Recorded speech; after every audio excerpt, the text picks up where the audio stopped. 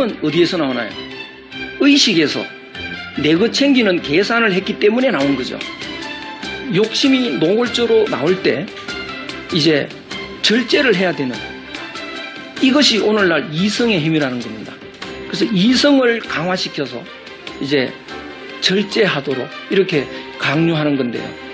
이 합리적 판단과 절제라는 방법으로 모든 것을 해결하려고 하는 것은 한계가 오게 되어 있습니다. 그래서 이 인간의 마음의 본래 모습을 회복해야 하는 것, 이것이 오늘날 제일 근본적이고 가장 먼저 해야 될 숙제입니다.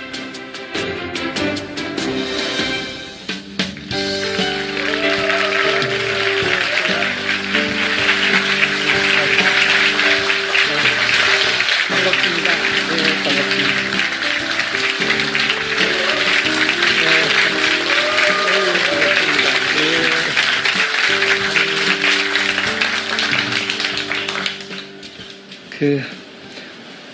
오늘은 네 번째인데요. 우리가 어떻게 군자의 길로 갈 수 있을까? 어떻게 진리를 얻을 수 있을까? 그 방법론입니다. 그 진리로 가는 길, 이것은 그 수도 또는 수신 이런 말을 쓰는데요. 수도는 도 닦는 거죠. 도 닦는다. 그래서 도를 닦는 것, 그 어떤 것들인가, 그것을 좀 살펴보는 시간이 되겠습니다. 그런데 이 진리로 가는 길은 꽤 시간도 걸리고요. 멀기도 하고, 그래서 중도에 포기하기도 합니다. 그래서 그 각오가 중요합니다. 그래서 옛 사람들이 입지라는 걸 늘 강조했는데요. 뜻을 확고히 가지도록 하는 거, 그걸 늘 체크를 하죠. 그 공자는 이 입학시험 때, 그때는 이제 면접만 했는데요. 먼저 그 자기 계획을 확고하게 말하라고 합니다. 나는 반드시 끝까지 이루어내겠다. 이런 각오를 보이라는 거죠. 그만큼 어떤 의미에서는 좀 힘들 수도 있고요. 긴 시간을 요합니다. 처음에는 굉장히 진리라는 게 너무 좋으니까요. 안 가고 못 견딜 것 같아서 출발을 했는데 마치 멀리 있는 산에 정상을 가는 것 같습니다. 멀리서 산을 보면 환상적인 아름다운 장소죠. 그래서 가는데 중간쯤 가다 보면 정상이 안 보인다고요. 힘만 들고. 그래서 이제 가다가 포기하기도 하는데, 그래서 처음에 각오가 워낙이 나는 죽었다 깨도 이 길을 가겠다, 이런 각오가 정말 중요한데요. 그 각오는 우리가 이대로는 살 수 없다라고 하는 자기 반성이 필수입니다. 그래서 난 이대로 만족해, 세상 다 그런 거지, 별 사람 있겠어, 이런 식으로 생각하면 이 좋은 공부가 되질 않습니다. 그래서 지금 세 강좌를 지나왔는데요. 역시 이대로 살 수는 없다. 짐승처럼 한평생을 보낼 수는 없다라고 하는 그 자기 반성이 철저해야 이제 이 진리에 도달할 수 있는 그런 힘이 생깁니다. 그러면 수도 또는 수신이 무엇인지, 어떻게 하는 건지 한번 살펴보도록 하겠습니다. 천명지위성 중용 첫 번째, 중용이라는 책을 열자마자 나오는 구절입니다. 천명지위성, 하늘의 명령, 하늘의 지시, 갈지자는 여기서는 을이라고 하면 됩니다. 점을 빼버리고요. 천명을 일컫는다 성이라고. 그래서 하늘의 지시가 내 속에 있습니다. 하늘 밖에서 명령하는 것 같지만 내 속에서 울림이 있습니다. 그래서 그 내 속에 있는 성이라고 하는 건데요. 성은 저 깊은 속에 있습니다. 마치 지하수처럼. 솔자는 따른다, 인솔한다 뭐 이런 뜻인데요.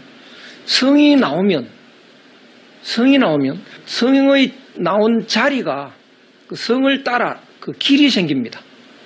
사람이 산을 왔다 갔다 하면 그 길이 생기는 것처럼 성이 이렇게 흘러나오면 성을 따라 길이 생깁니다. 물이 옹달샘에서 솟아나서 이렇게 흘러가면 물길이 생기죠. 그것처럼 솔성지위도, 인간의 그 성이 나오면 그 성을 따라서 나오는 것, 그것을 도라고 합니다. 길. 그러면 하늘 마음이 내 몸으로 흘러 들어오고 그 마음이 길 따라 내 마음속으로 들어오면 나는 하늘 마음으로 가득한 거죠. 그럼 나는 천사처럼 행복을 누리면서 하늘처럼 살면 되죠. 그런데 우리는 하늘처럼 살지 못할까? 이렇게 내려오다가 내 것 챙기는 계산 때문에 옆으로 간다고요. 마치 물이 흘러오다가 범람을 옆으로 가버리면 원래 물길은 흐지부지 망가지는 거죠. 그러니까 자꾸 우리의 마음이 욕심으로 흘러가다 보니까 본래 마음으로 내려오는 길은 망가졌습니다. 그래서 우리는 본래 마음, 하늘 마음으로 살지 못하고 욕심에 끌려다니는 그런 이제 불쌍한 존재가 되고 말았죠. 그렇다면 우리가 하늘처럼 살려면 원래 그 길을 수리해 놓으면 됩니다. 그러면 이제 이 터져진 제방을 수리하면 물이 원래의 길로 흐르듯이 우리의 마음속에 있는 길을 닦아 놓으면 하늘 마음이 제 길로 내려오겠죠. 그 하늘 마음이 내려온 그 마음, 그것이 내 마음이 되면 그 마음으로 살기만 하면 됩니다. 그러므로 하늘 마음으로 사는 전제 조건은 뭐냐? 길 닦는 거죠. 길수리. 그것을 수도라고 합니다. 수신이라는 말도 하는데요. 몸을 닦는다는 것은, 몸 닦는다는 건 사실은 마음을 닦는 거고, 마음을 닦는다는 것은 내 본래 마음이 내려오는 길을 닦는 것입니다. 그것을 수도라고 하는 것이죠. 수도. 그러면 수도의 내용에는 어떤 것이 있을까? 그 수도, 길 닦는 것을 일컬어 교육이라고 합니다. 그러면 오늘날 우리 한번 생각을 해보면요. 초등학교 때부터 지금까지 내 마음의 길을 닦은 교육을 받았느냐? 안 받았잖아요. 교육 안 받은 겁니다. 그렇죠? 중용의 정의에 의하면 교육 안 받은 거라고요. 욕심 채우는 교육만 받았죠. 그렇기 때문에 초등학교 입학하기 전보다 인간미는 더 없어졌습니다. 욕심이 더 커져 있습니다. 수도만이 교육이라면 우린 교육을 받은 적이 없는 거죠. 그래서 진정한 교육은 마음의 길을 닦는 것, 그것만이 중용에서 말하는 교육입니다. 그러면 어떻게 길을 닦을까? 이 물길을, 제방을 수리하려면 옛날에 망가진 제방에 그 흔적이 있어야 가서 수리를 하죠. 옛 길이 완전히 사라져서 흔적도 없으면 수리할 방법이 없습니다. 그렇죠. 그러니까 그 길이라는 것은요, 도야라는 건 길이다인데 자가 붙으면 것이니까요. 놈자자는 것이라는 뜻입니다. 길이라는 것은 불가하다. 수유는 잠깐입니다. 리는 이탈하는 것, 떨어지는 것. 잠깐이라도 이 이탈하는 것, 끊어질 수가 없다. 끊어지는 것이 불가능하다. 그러니까 물길이 말이죠. 완전히 옛 물길, 그 길로 안 가는 적은 없습니다. 우리가 몰라서 그렇죠. 우리는 욕심에 사로잡혀 있는 것 같아도 우리가 잠을 잘 때 거의 길대로 자고 있습니다. 우리가 숨을 쉬는 것, 이것도 제 길대로 쉬고 있는 겁니다. 그런데 가끔 흥분해서 헐떡거려서 그렇죠. 일반적으로 숨 쉴 때는 그 하늘이 시키는 대로 쉬고 있는 겁니다. 그래서 길이라는 건 우리가 의식하건대는 다 망가진 것 같지만 자세히 보면 있습니다. 산에 산길도 말이죠. 없는 것 같아도 숲이 우거져서 없는 것 같아도요. 가서 자세히 보면 흔적은 있는 법입니다. 그래서 길이라는 것은 완전히 사라지는 법은 없다. 갈이 완전히 사라진다면, 이탈한다면, 끊어진다면 그건 비도, 도라고 도가 아니다. 그건. 길은 있는 겁니다. 그런데 우리는 암만 생각해도 안 보이지 않습니까? 그러니까 이 욕심이 내한테 있는 건데 이게 제대로 된 마음인지 비뚤어진 마음인지 분별이 안 되죠. 이게 나쁜 마음이가 다 그러면 그거 고치면 되는데 이게 길이 길대로 나온 마음인지 범람한 옆으로 간 마음인지 알 길이 없단 말이죠. 그래서 우리는 어떻게 해야 되느냐. 이 옆으로 내 마음이 옆으로 비뚤어지는 원인을 찾아봐야 되는데요. 그것은 내 것 챙기는 계산이 개입했기 때문이죠. 언제 내 것을 챙기나요? 언제 내 것을 제일 많이 챙깁니까? 남하고 경쟁할 때죠. 남하고 싸울 때가 제일 치열하죠. 그러면 내 것을 제일 적게 챙길 때가 언제냐? 혼자 있을 때입니다. 그렇죠? 혼자 있을 때. 그때는 욕심이 좀 가라앉습니다. 그래서 우리가 혼자 있을 때 있지 않습니까? 그때 이 하늘의 소리가 들리기 시작합니다. 그러니까 낮에 이제 길을 가다가 불쌍한 할머니가 채소를 팔 때 할머니가 뭘 잘 모르고 하니까 왕창 깎아서 샀다고요. 할머니 어벙벙 해가지고 그냥 얼떨결에 팔았습니다. 나는 상당히 벌었죠. 그래서 의기양양하게 왔는데 집에 가서 자려고 이제 눈을 감고 잠이 드는 순간이 그 할머니가 떠올라요. 울상인 그 할머니, 그러죠? 내가 왜 그랬을까? 불쌍해서 못 보겠는데 그때 내가 왜 그랬을까? 그 마음이 떠오른다고요. 그 마음이 떠올랐다는 것은 하늘 마음이 내한테 닿은 겁니다. 그 닿았을 때 그것이 길이 열리기 시작한 겁니다. 그때 그 떠오르는 그 할머니의 얼굴 굉장히 중요합니다. 그거를 알아차리고 이 마음이 하늘 마음이다. 그걸 놓치지 말자라고 작정을 하고 그 마음을 유지하는 것, 그것이 길 닦는 중요한 방법입니다. 그래서 여기에서 보면요. 시고로 군자는 이렇게 돼 있는데요. 이 때문에 고자입니다. 군자는 이렇게 돼 있는데요. 왜 군자라고 했을까? 소인은 길을 안 닦으니까요. 말할 필요가 없습니다.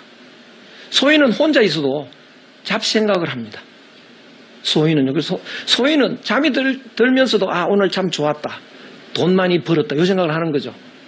그런데 군자는 그 할머니 얼굴이, 불쌍한 얼굴이 떠오르게 돼 있습니다. 그래서 군자는 개자는 경계한다. 신자는 신중히 한다. 호자는 어디에서라는 말입니다. 여기서는요. 기소부도, 보일 도자니까요. 보이지 아니하는 곳에서 조심하고 신중합니다. 아무도 안 보이는 곳에 혼자 있을 때가 제일 하늘 말을, 양심의 소리를 듣는 기회입니다. 그때 허둥지둥 하질 않는 거죠. 소인은 혼자 있으면 심심하거든요. 혼자 있으면. 그러니까 외딴 집에 산속에 가놓고도 심심해가지고 말이죠. 막 크게 뭘 틀어놓고 듣고 이러는데 군자는 그때가 제일 귀한 때입니다. 조용히 있을 때, 하늘의 소리가 들리는 때. 그 기회를 놓치면 안 되죠. 공구호 기소불문. 공은 두려워할 구. 두려워한다. 기소불문. 들리지 않는 곳. 남의 소리가 들리면 남하고 경쟁심이 또 이제 불타는 거죠. 그러니까 남의 소리가 안 들리는 곳에 경쟁심이 가장 적어지는 때입니다. 그때 하늘의 소리가 들리는 거죠. 그때 조심해서 그때를 놓칠까봐 두려워합니다. 이때 놓치면 안 돼. 그러므로 고로 군자는요. 독은 혼자 독자죠. 내 혼자 있을 때 제일 조심한다. 혼자 있을 때. 소인은 혼자 있으면 나쁜 생각한다고 합니다. 무슨 또 나쁜 일을 할 연구를 하는 건데요. 군자는 혼자 있을 때가 제일 중요하다. 하늘의 소리를 듣는다. 이것이 늘 도 닦는 기본 자세입니다. 아예 욕심의 원천을 차단하는 방법, 이게 수도의 중요한 방법이 되겠습니다. 하나만 계산하는 방법도 있습니다. 하나만 생각하는 거. 그러면 잡념이 사라지니까. 그래서 마지막에 그 하나도 버리면 잡념이 사라지는 거죠. 욕심이 완전히 사라지면 그 순간이 득도의 순간입니다. 하늘의 문이 열리는 순간이 오는 거죠. 예를 실천한다, 이런 건데요. 이 예는 다른 가르침에도 있습니다. 기독교에서는 율법이라고 하는 겁니다. 율법. 또 불교에서는 계율이라고 합니다. 그 율법은 뭐냐 하면 이미 내한테 들어온 욕심이 있는데 이 욕심이 밖으로 나올 때 그거를 틀어막는 겁니다.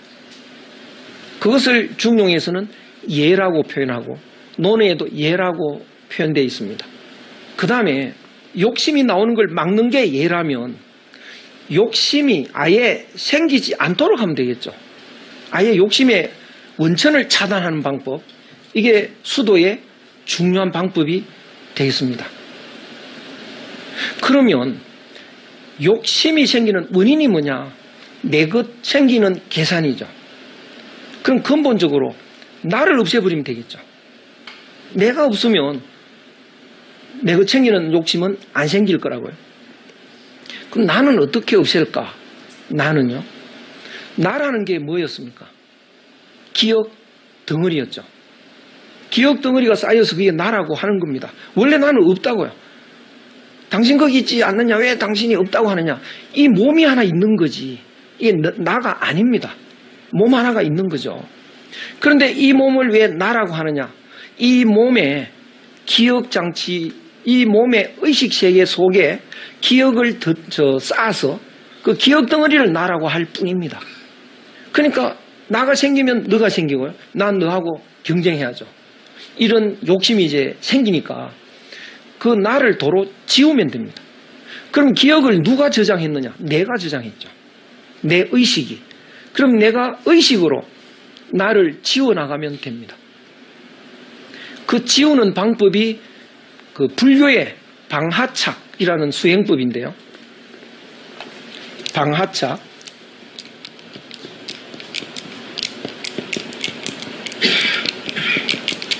방하착. 놓을 방자. 나라는 그 기억을 더듬어서 놔버리는 겁니다. 속에 이렇게 묻어두었던 기억을요. 그런데 유학에서는 주역에 박괴라고 있습니다.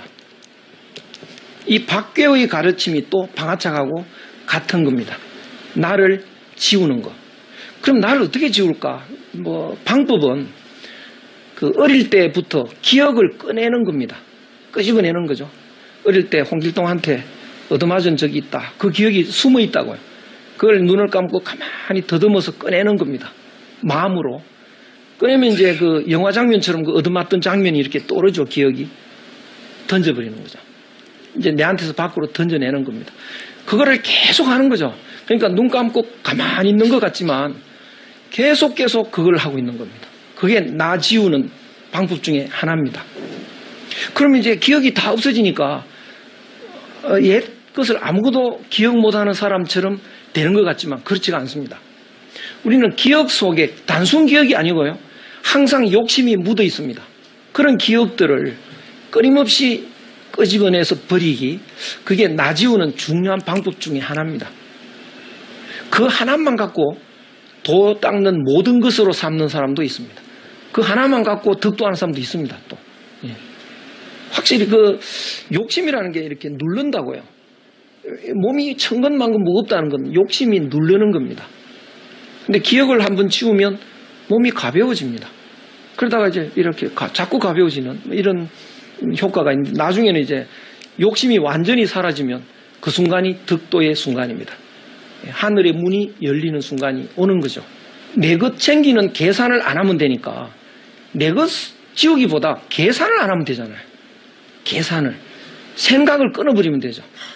그래서 가만히 앉아서 문념무상, 생각이 없고 이렇게 머릿속에서 골똘히 이렇게 따지는 이런 이게 붙들고 있는 마음, 그거 다 중단시키는 거, 그런 방법이 있습니다. 그래서 고요히 앉아서 아무런 생각도 하지 않고 견디는 거, 이런 방법인데 그것이 좀 어렵습니다. 그러다 보면 잡생각이 자꾸 더 나는 거죠. 그래서 계산 안 하기보다는 어떤 방법으로서는요, 어떤 게 효과 있느냐 하면 하나만 계산하는 방법도 있습니다. 하나만 생각하는 거. 그러면 잡념이 사라지니까. 그래서 마지막에 그 하나도 버리면 잡념이 사라지는 거죠.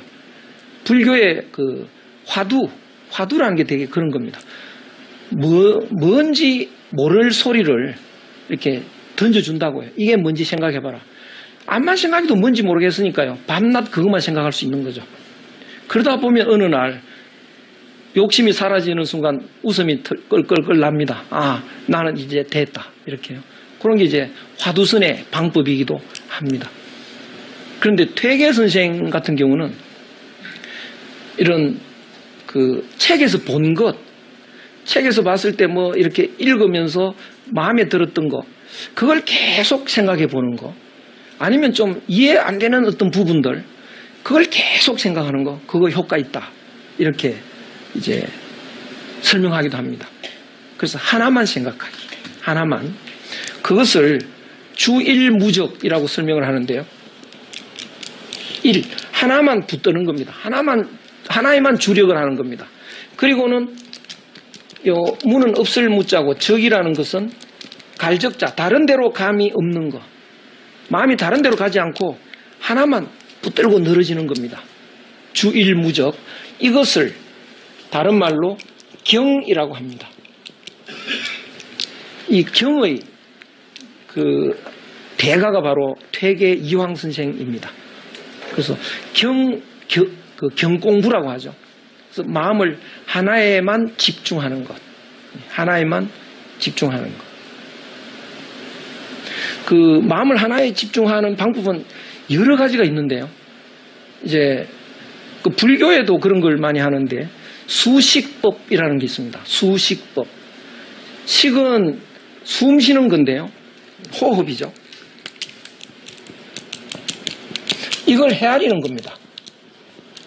숨을 쉬면서 숨을 한 번 쉬고는 한 번, 두 번, 세 번, 이거 헤아리고 있는 거죠. 그러면 잡념이 들어갈 틈이 없죠. 그것도 해보면 쉬울 것 같아요. 쉽지 않습니다. 30번 하다가 잡념이 딴 생각한다고요. 그럼 다시 또 하나, 둘, 100까지만 헤아려도 대단한 겁니다. 잡념이 금방 끼어들어옵니다. 어떤 사람은 머리가 나빠가지고 헤아릴 줄 몰라. 그래서 헤아릴 수 없는데 어떡하냐. 그랬더니 그런 걸 가르쳐 주기도 합니다. 그러면 할 수 없다. 숨이 나간다. 들어갈 땐 들어간다. 지금 나간다. 들어간다. 그것만 집중하라는 거죠. 그래서 덕도한 사람도 있다. 그런 말을 하기도 합니다.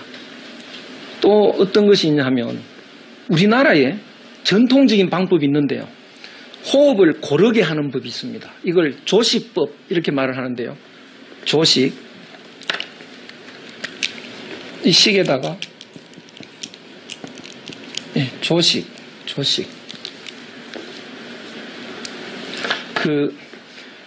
숨을 되게 이제 흥분하면 헐떡거린다고요. 헐떡헐떡 이렇게 쉬는데 그거를 이렇게 차분하게 똑같은 공기를 내뱉고 또 똑같이 공기를 들이키고 이 공부를 많이 합니다. 그래서 산에 도 닦으러 갔다는 사람이 뭐 하는가 그거 하고 있는 사람이 많습니다. 이렇게 가만히 숨을 이제 숨의 호흡에 신경을 집중하는 거죠. 이렇게 내쉬고 들이키고 내쉬고 들이키고 그걸로 덕도하는 사람이 또 있습니다. 근데 그거 평소에 좀 해보시면 늘 몸에 습관적으로 늘 해보시면 좋습니다. 그 다음에 또 어떤 방법들이 있느냐 하면요. 여러 가지가 우리 생활 속에서 하나에 집중하는 거. 여기 제가 식사 때의 주일무저 이런 말 했는데요. 밥을 먹을 때 이렇게 음식을 집어서 입에 넣지 않습니까? 그럼 이제 욕심으로 먹을 때는요. 입에 들어온 건 내 거니까 이거는 이제 신경을 끕니다. 그리고 또 뭘 먹을까 이제 이렇게 본다고요. 또 여러 사람이 먹을 땐 더 심하죠. 이렇게 또 이렇게. 그런데 욕심이 없는 사람은 이렇게 집어서 입에 넣었을 때 입에 있는 음식에 집중이 됩니다. 신경이. 그러면 그냥 못 삼킵니다. 자꾸 씹게 돼요. 그 마음이 있으니까요. 자꾸 씹다 보면 희한하게 맛이 다 다릅니다. 몸에 해로운 것은 입에 넣었을 땐 달콤해. 과자나 이런 게요. 근데 자꾸 음미하면 거부 반응이 자꾸 일어납니다. 근데 보리밥 이런 거 딱 입에 넣으면 맛없는데요. 씹을수록 맛이 좋아집니다. 그러면서 건강해지죠. 그러면서 이렇게 음식에 집중하는 거. 그래서 다 음미하고 난 뒤에 삼키고 또 그 다음에 음식을 먹고 이렇게. 중용에 이런 말이 있습니다. 사람들은 누구나 먹고 마시지만 맛을 모른다. 맛을 모른다고 입에 들어가는 순간 벌써 넘어가 버리니까. 그리고 다른 걸 보느라고 맛을 음미하지 못합니다. 맛 모르고 먹습니다. 맛을 모르니까요. 맛의 의미가 뭐냐? 맛의 의미. 우리는 사과를 먹으면 사과는 맛있다 이렇게 기억하지 않습니까? 잘못된 기억입니다. 사과가 맛있는 거 아닙니다. 사과는 맛있지만 맛있다고 하면 뭐 다른 거 맛없는 것도 있겠죠. 무는 맛없다. 뭐 이런 예를 들면요. 그런데 사과가 맛있고 무가 맛없는 게 아니고 하늘이 우리를 살리려고 몸에 필요한 걸 입에 넣으면 먹으라고 지시를 합니다. 그것이 맛으로 전달이 되는 거죠. 입에 넣었을 때 맛있다는 게 느껴지면 몸에 좋다, 먹으라는 뜻입니다. 그러면 먹으면 되는 거죠.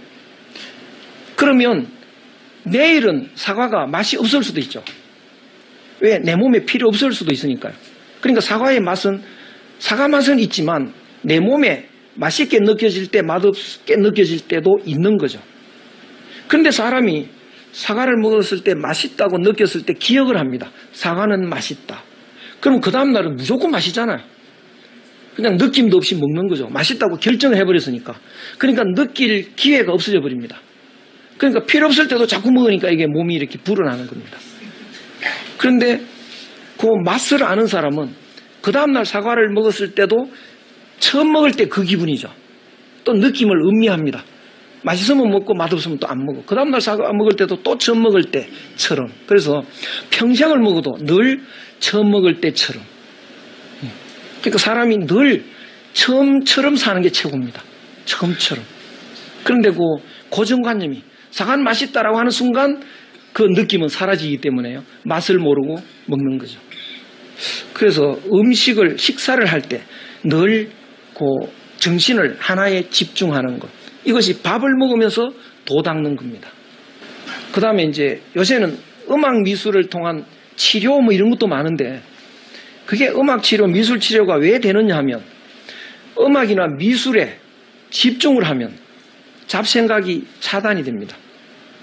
그 다음에 또 하나의 방법은 우리가 하늘의 마음을 실천하는 건데 양심을 따르는 거 이게 도인데요. 양심을 왜 안 따르느냐 하면 양심을 모르기 때문에 안 따른다고요. 양심이 얼마나 좋은지 알면은 안 따를 사람이 없습니다. 근데 양심이 좋은지를 몰라서 안 지키는 건데요. 경물치지라는 게 물은 다른 것입니다. 나 이외의 것, 이게 물인데요. 나 이외의 것에 격은 간다는 겁니다. 나 이외의 것에 가서 치지, 아는 상태를 이룬다. 뭘 아는 거? 양심을, 하늘의 마음을. 그런데 하늘의 마음은 내 속에 있는데 왜 다른 것에 가서 아는 거냐, 알아야 되느냐 하면 내 속에 있는 건데 잘 안 보이니까, 안 들리니까. 근데 하늘의 마음은 모두에게 다 있으니까요. 다른 사람의 마음을 이렇게 보고 공통점을 찾으면 그건 하늘 마음이죠. 그 공통점이 내 속에 있는 하늘 마음하고 같은 거니까요. 그래서 경물치지라는 걸 해서 다른 걸 조사해서 그게 공통의 마음이 뭔지를 한번 찾아보자. 그 공부가 경물치지. 여기에 나무가 하나 있는데요. 이걸 토막 내가지고 그 꼬지에서 여러 나무를 심었습니다. 그러면 5그루의 나무가 됐을 경우에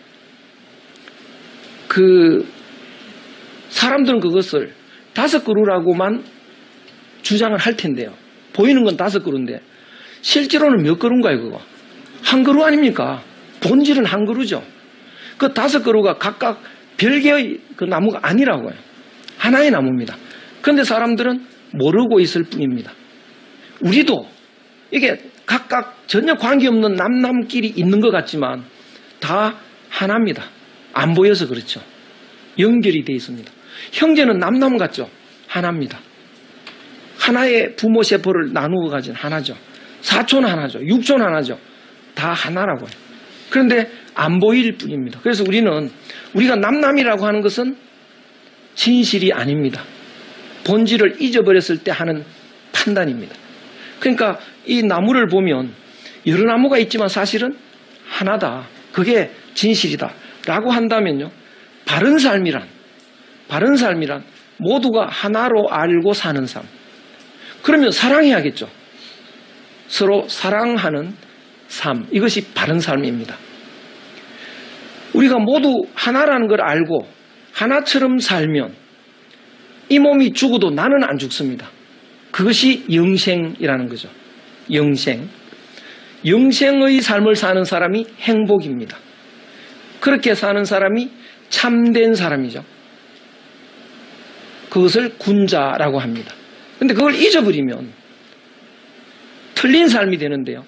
각각 남남이다. 우린 남남이다. 라고 판단하고 사는 사람. 잘못된 삶, 틀린 삶입니다. 그러면 사람들은 싸워야죠. 우린 남남인데요. 남이 먹는 건 내가 싫은 건데, 남이 행복한 것도 불행인데요. 싸워야죠. 그러면 말이죠. 그 경물치지란 뭐냐? 우리가 각각 남남인 줄 알았더니 하나라는 것을 깨닫는 겁니다. 하나라는 것을. 어떻게? 조사를 해보니까 같은 마음을 갖고 있더라. 그 마음이 하나라는 걸 알면 다른 사람이 없다. 다 하나다. 연결됐다라는 걸 깨닫는 거죠. 그렇다면 나도 그런 마음으로 살아야 되겠죠. 그걸 알면은. 그게 양심이라면 난 양심을 지켜야 되겠죠. 양심을 지키면 영생이고 말이죠. 행복이고 참된 사람이고 양심을 어기면 짐승이다라는 걸 알면 안 지킬 사람이 없습니다. 그럼 경물치지하는 제일 좋은 방법은 여러 가지가 있는데요. 경전 공부입니다. 성인이 천사 같은 사람이 살았던 흔적과 그 사람의 말을 통해서 하늘의 마음을 이해하는 거죠. 제일 빠릅니다. 그 다음에 자연과학, 또 동물학, 식물학, 이거 다 경물치지의 대상이 됩니다. 본심은 뭘까? 남의 마음하고 내 마음하고 같은 거다. 내가 하기 싫은 것을 남한테 시키지 말아라. 그러면 그 마음이 도를 닦는 한 마음을 실천하는 중요한 방법입니다. 효도만 잘해도 모두가 하나라는 걸 깨닫게 되죠. 바로 득도하는 거죠. 근데 조건으로 사랑하지 말고 그 또 수도의 방법 중에 현재 내 실천 속에서 내 마음은 욕심과 본심이 있는데 욕심이 자꾸 나오는 것을 중단하고 본심으로 바꾸어서 행동해보자. 그럼 본심은 뭘까? 남의 마음하고 내 마음하고 같은 거다. 그러면 내가 어떤 행동을 할 때 그때 내가 하기 싫은 건 남한테 미루잖아요. 그 순간 아니야. 잠깐. 남도 하기 싫을 거야. 왜? 마음은 같으니까. 그래서 내가 하기 싫은 거는 남한테 시키지 말자. 그 방법을 늘 사람과 만날 때마다 그런 행동을 하는 것. 이게 생활 속에서의 수도입니다. 그래서 지금 문장이 너무 긴데요. 그 공자한테 자공이라는 제자가 내가 평생토록 마음에 두어야 할 가르침이 있다면 뭡니까? 공자가 서라고 말합니다. 용서할 때서 같을려 마음심, 같은 마음으로 살아라. 어떻게 하면 될까? 내가 하기 싫은 것을 남한테 시키지 말아라. 그러면 그 마음이 도를 닦는 한 마음을 실천하는 중요한 방법입니다. 그러니까 늘 우리는 사람과 만나니까요. 그때마다 내가 하기 싫은 거는 시키지 말고 내가 하고 싶은 건 남 보고 권하고 이렇게 하는 방법. 그러면 그 진리로 접근하는 그 수도의 좋은 방법 중에 하나입니다. 그 다음 문장은 강서라고 되어 있는데요. 그것도 강은 억지로 하는 겁니다. 그냥 자꾸 욕심이 나오니까 그때마다 억지로 아니지. 다른 사람 마음도 내 마음하고 같으니까. 그러면서 이제 다른 사람 마음하고 같은 마음으로 살아보자. 그런 방법. 그게 강서라는 건데요. 그 다음에 이제 충서라는 것도 그런 방식입니다. 서자가 다 그런 겁니다. 서자가요. 그 다음에 이제 대학에 혈구지도라고 유명한 그 이야기가 있는데, 혈구지도. 혈은 헤아릴 혈자고요. 구는 도리, 법도, 자 이겁니다. 잣대. 다른 사람을 헤아리는 그 도가, 원칙이, 잣대가 내한테 있다는 거죠. 소어상 무이사하. 이건 뭐냐면 윗사람이 내한테 대할 때 내가 싫은 게 있다고요. 윗사람이 내한테 함부로 하면 싫지 않습니까? 윗사람이 내한테 싫은 행동을 할 때 나는 반대로 아랫사람한테 하는 거. 아랫사람이 내한테 할 때 싫으면 나는 윗사람한테 반대로 하는 겁니다. 이 방법입니다. 그걸 혈구지도라고 합니다. 굉장히 중요한 방법 중에 하나죠. 이게 생활 속에서 도닦는 방법들입니다. 그 다음에는 효도와 사랑이라는 건데요. 효도와 사랑. 그 효도라는 것, 이건 뭐 좀 요새는 상당히 부정적으로 생각하는 사람도 있긴 하는데, 효도에 가장 중요한 것이 뭐냐면 우리는 전부 하나로 된 끈이 있다고요. 안 보여서 그렇지. 우리는 이렇게 연결이 되어 있는 끈들이 있는데요. 이렇게 너와 나 이렇게 끈이 되어 있다고, 이렇게 그 사람 뭐 이런 식으로. 그런데 안 보인다는 것은 그 그물이 이렇게 연결이 되어 있는데 물속에 가라앉아 있으면 안 보이잖아요. 그런데 그 그물 중에 하나만 들어 올리면 다 올라오는 거죠. 그럼 그 하나를 이렇게 들어 올리는 거, 그게 제일 중요한데요. 여러 사람 중에서 다 남 같은데 남 같지 않은 사람이 딱 있습니다. 누굴까요? 부모 아닙니까? 그렇죠? 부모는 자기 자녀라고요. 그러니까 자기 부모가, 자녀는 남 같지가 않습니다. 자녀도 부모는 남 같지가 않아. 그러면 부모와 자녀가 하나로서의 삶을 살아보자.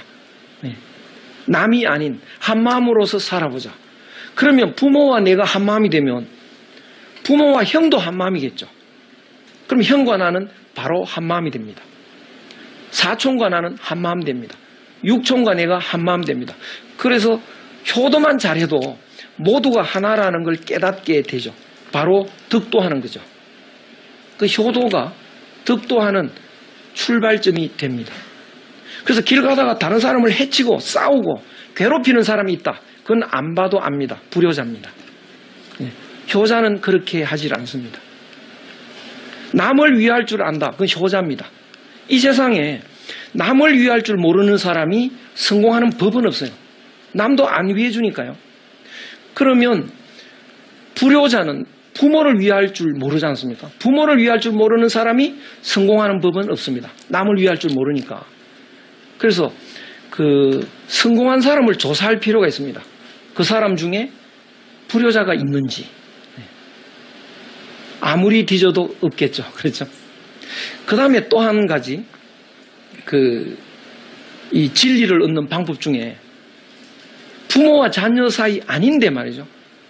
남 같지 않은 사람이 있습니다. 어떤 사람인가요? 막 다 줘도 안 아깝고 막 목숨도 주고 싶은 사람. 그런 부모와 자녀 사이지. 예. 스승과 제자도 있을 수 있죠. 스승과 제자는 부모와 자녀의 연장입니다. 예. 공자는 제자를 자녀 취급을 했습니다. 그래서 제자들도 공자를 부모 취급했습니다. 그래서 공자 돌아가신 뒤에 3년상을 입었죠. 제자들이. 자공은 또 6년을 있었습니다. 그 부모 슬하를 떠나지 못하는 그 마음이었죠. 그래서 그건 연장으로 보는 건데 윗사람과 아랫사람 아닌 횡적인 관계 속에서 남 같지 않은 사람이 있습니다. 예? 예. 사랑이죠, 사랑. 그렇죠. 사랑하는 사람은 남 같지가 않다고요. 그 사랑을 욕심으로 하지 말고 욕심으로 하는 사람은 이제 조건이 있다고요. 그래서 조건이 더 좋은 사람이 있으면 금방 바뀝니다. 근데 조건으로 사랑하지 말고 그 사랑을 한 마음을 챙기는 수단으로 삼으면요. 사랑을 통해서 득도합니다. 옛날에 보면 막 마당새가 주인집 아씨를 엄청나게 사랑했다. 그러면 그 득도합니다. 그거 마당새가 천사 같은 얼굴이 됩니다. 그래서 강도가 와서 주인 아씨를 해치면요. 목숨 걸고 죽습니다. 죽으면서도 행복하게 웃으면서 죽습니다. 그것은 죽는 게 아닌 거죠. 하나인 줄 알면서 죽는 건 영생 아닙니까? 그렇죠? 그 덕도인 거죠. 그래서 그런 마당새는 그 주인 아씨를 내한테 시집오라고 하질 않습니다. 그 주인 아씨가 가장 행복하기를 빌어주는 뭐 이런 사랑을 하는 건데요. 어쨌든 우리가 사랑을 한다면 그 사랑을 진심으로 하는 것. 그래서 그 사람과 내가 한 마음이 되는 것. 그러면 그 사랑하는 사람의 부모도 한 마음 되죠. 형제도 한 마음 되죠. 온 세상 사람이 한 마음 됩니다. 그러면 지금까지 여러 가지로 수도하는 방법을 설명을 해드렸는데요. 뭐 내 거 챙기지 않는 내 거 챙기는 계산을 하지 말기, 예를 열심히 실천하기, 또는 그 경물치지를 통해서 하늘 마음을 알기, 생활을 통해서 또 득도하는 방법들, 뭐 이런 것을 설명을 해드렸는데요. 이런 모든 것을 실천을 하셔야 되는 거죠. 그냥 머리로서 알면 그것은 의미가 없습니다. 그래서 그 지금까지의 삶과 다른 삶이 돼야 됩니다. 삶의 내용이 지금까지는 그냥 욕심 채우는 삶이었다면 이제는 수도하는 수도자 같은 삶. 이걸 예수는 다시 태어나라 이런 말로 했다고요. 그래서 그 제자가 고민이 됐다고요. 내가 어떻게 어머니 뱃속에 들어갈 수 있을까? 큰일 났다 이러는데 그런 뜻이 아니고 삶의 방법을 바꿔라 이런 소리니까요. 그래서 수도자의 자세가 돼야 됩니다. 그러면 수도자의 자세로 살다가 보면 완성되는 때가 오겠죠. 수도가 완성되었을 때는 어떤 세계가 전개될까? 그 세계를 다음 시간에 수도가 완성되었을 때 우리가 도달하는 세계, 그 세계를 찾아보도록 하겠습니다. 오늘은 여기서 마치겠습니다. 고맙습니다. 감사합니다.